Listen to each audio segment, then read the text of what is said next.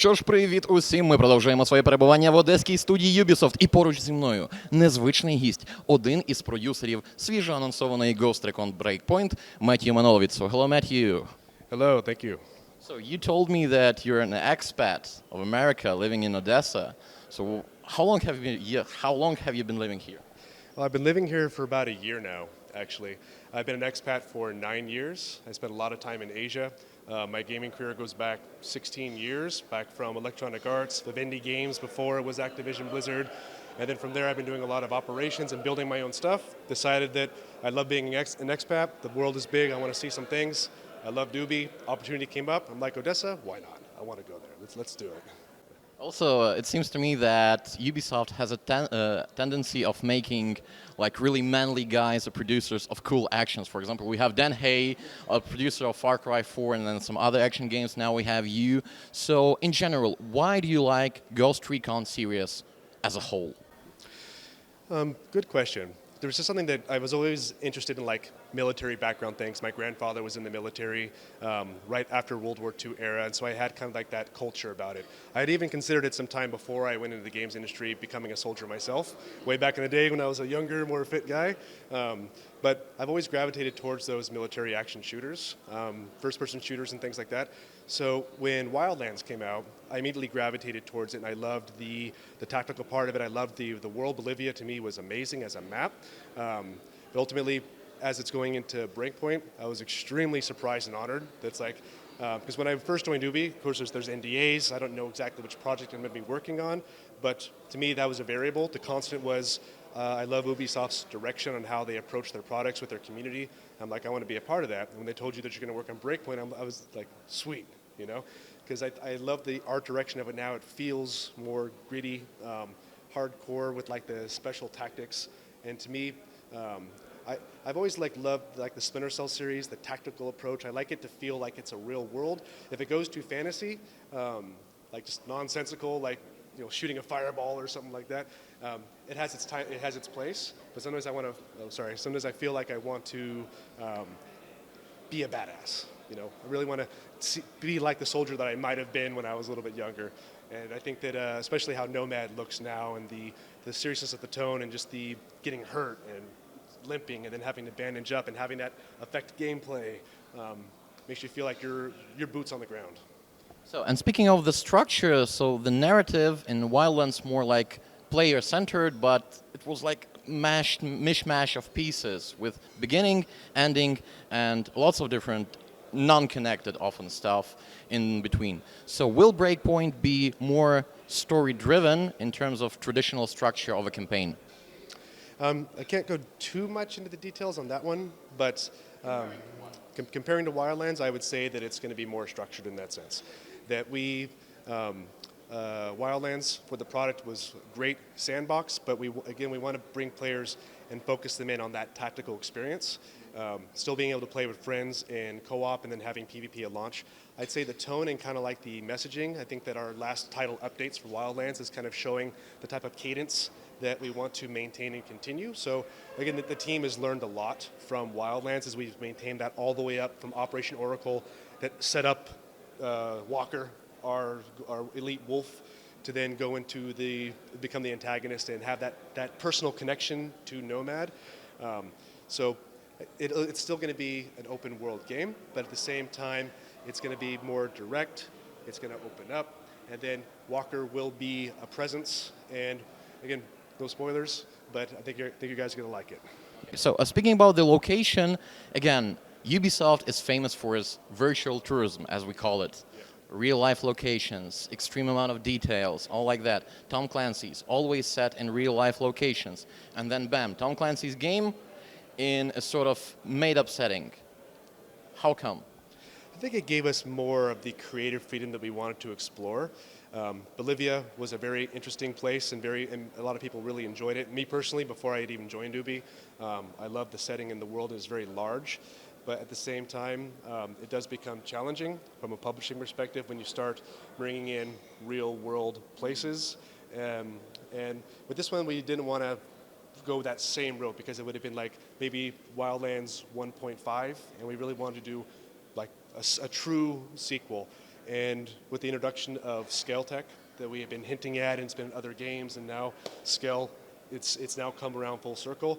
We really wanted to have a location to where we could be as creative as we want, but still have it feel like this is plausible. This is still grounded. It's a Tom Clancy game, which means it has these real world themes, but the location just allowed us to be able to explore those world themes even more, versus in Bolivia, it was really kind of like one point, very large, but this, we want to be able to have this grow and continue, and Aurora is a very good place to do that at.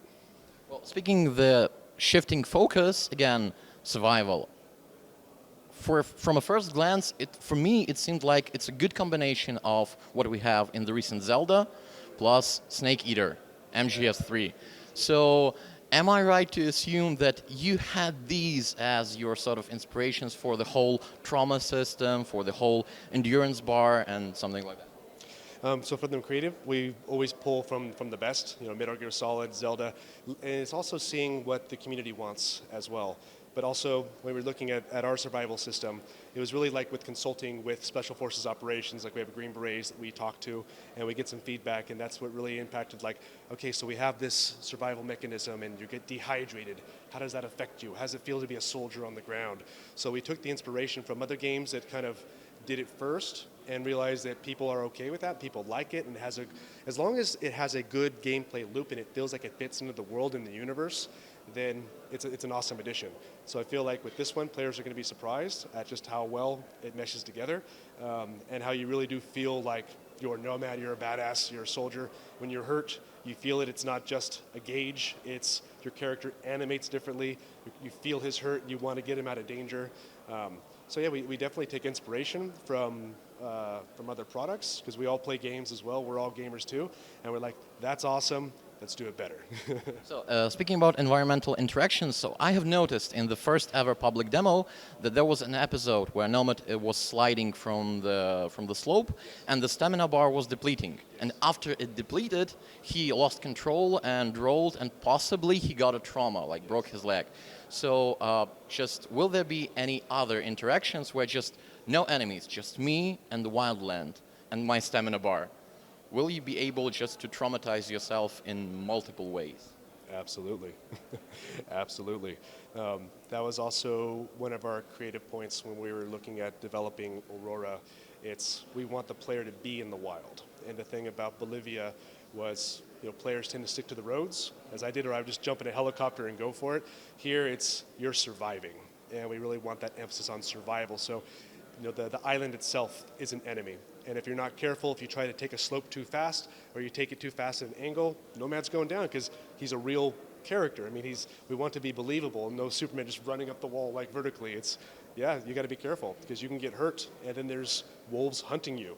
And if you go take a hill down too fast, you smack into a tree, you hurt your arm, and then the wolves come up. That wasn't really a good decision, soldier. Also, speaking about the terms of structuring missions, in Wildlands there was sort of system like collect the intel, but it didn't work well. In new one, also in press release, it was mentioned that again the structure will be more tactical. Like you need to collect info, you need to know the island, like something like we had in the recent Assassin's Creed. So without any markers, you're mapping the point. Will this system be of like about the same level or even harder for that? You mean in terms of like the presentation of like navigation? Markers and understanding what you need to do in terms of vision. So in terms, we actually have some options, because similar to what we did with the Ghost mode, it's no HUD, no markers, so you can play the game as tactical as you want. And then in terms of like the mission structure and how you go from point A to point B, it's going to be more dynamic. So of course there will be triggers that go and open up the next set of series of missions, but we'll have an area in Aurora where you're more dynamic with factions, other characters and NPCs in the game that'll actually have some impact, and you work directly with them, because it's not just our soldiers that are dealing with the wolves. It's the people of Aurora, the people who work for Skell. So there'll be some interesting things, and hopefully some fun surprises, but it won't be just like go here, get that, go there, do that. There'll be some consequences. There's dialogue choices, things like that. you'll be able to interact more and then get something out of that. Speaking about the elite lieutenants of the Wolves, I sincerely hope that there will be some sort of hierarchy and a lot of narrative potential to this. And each of them will have decent personality, some good type of character. He will be like elite boss. But the way they interact with you, so are they a sort of independent things that react to your activity as mercenaries in the same Assassin's Creed Odyssey? Or is it like you have to lure them out and the rest of the time they are just in the hideout until they feel that you are the real threat? A little bit of both, I would say, without going into too much spoilers there. Again, like the wolves are the threat, and as that. But again, that's just the introduction to Aurora. We have a very compelling story that we want to tell. Walker being a badass, all I can really say is that you're going to feel the threat, and you're going to want to take him down. And his lieutenants and his wolves, you got to be careful with them. You got to be careful with them. And the other thing that, correct me if I'm wrong, leveling of the enemies and loot drops. So there are really lots of people being suspicious about this because it's easy to break the system. But again, in the recent Odyssey, we saw that you can implement levels, scaling, and do it pretty well. Yeah. So am I right to assume that this system will be somewhat similar? So you won't be smacked down like by the high-level enemies, and also it won't, let's just say, hinder your progress. Right.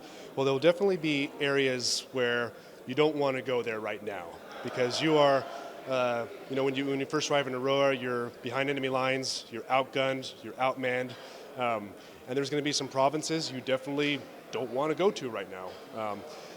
But it's not a full like division on that side. I'd say it's more of like Assassin's Creed in that way. The enemies will scale. There will be areas like big zones. It's like if you ever play like World of Warcraft, where there's like kind of zones you want to be in. You could go there, but you're probably going to get in trouble. But it still is, grounded in Tom Clancy. If you headshot something, it's going to die, right? So you could even go into a high-level zone with a pistol, and if you're a ghost and you want to do that and punish yourself, go for it. But again, it's going to be open. You're not going to be locked to anything, but you will have to think like a ghost. Okay, and almost the final question about the game. Speaking about myself, I'm really sure that I will play this game solo for the first run. I won't have any AI teammates. I will have just drones. But will the stealth options be enriched and being more like Dishonored style? Because let's be honest, stealth in Wildlands was way a bit too lacking. It was too obvious even on the highest difficulty setting. But will the Breakpoint be felt like real stealth game if you play alone? Yes, it will. Absolutely. So there are, as we had in our worldwide reveal trailer, is that there are more tools at your disposal, and the enemies are a lot smarter, and there's drones. It's like you're outgunned, outmanned, and you have to really approach it tactically. You go in guns blazing, you better be a good shot, or bring in heavier firepower. But like in the worldwide reveal, we can see Nomad with a cutting tool, and he's cutting a hole in the fence. So how you approach a base could be the difference between success and failure.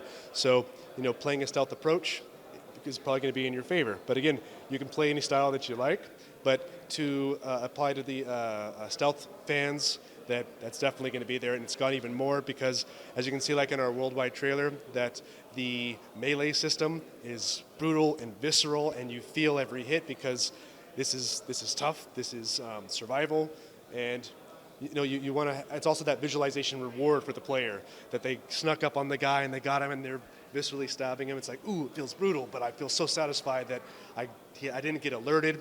But you still got to be careful because there's things in the air. There's that. Well, and just to round things up, since you mentioned that you extremely like Splinter Cell, so if you could think of the next Splinter Cell game, who would you like to be? Who would you like to be the voice of Sam Fisher? Oh, I would love the voice to stay the same. Like, to me, it's like it's nostalgia. It's like if it's a good thing, I wouldn't change it. Michael Ironheart, I believe, is his name. Ironside, sorry. I want you to answer some questions. I love the voice. To me, that's Sam Fisher, and changing it would be like, oh, okay, it's Sam. but we'll see. No implications, not at all. Nah, just no hints. So thank you a lot for the profound interview. We hope to see the game in action, and this fall would be like super great. Oh, and one more thing. Aren't you afraid that somewhat sticking to Call of Duty gap, let's call it that way, will somewhat impact in a negative way the sales of Breakpoint? Isn't it a bit too risky? I think there's always risk, but looking at the players and the fans and the community is that we feel very strongly that the audience is there. And maybe Call of Duty players, there's not as much overlap, but looking for the holiday season when players are going to be excited for this product, we're very confident with the brand, with Recon and what this means to people, with 16 million players worldwide on Wildlands right now, and people hungry for the sequel. I think it'll really be on us to deliver, and we will. So I'd say definitely stay tuned for the fall, and we're looking forward to hearing your glowing feedback. So thanks a lot. It was really deep and profound thing. Just wish you all the best. It was my pleasure. Thank you. Ну і ви, звісно ж, чекайте 4 жовтня. Там почнеться дійсно справжнє полювання.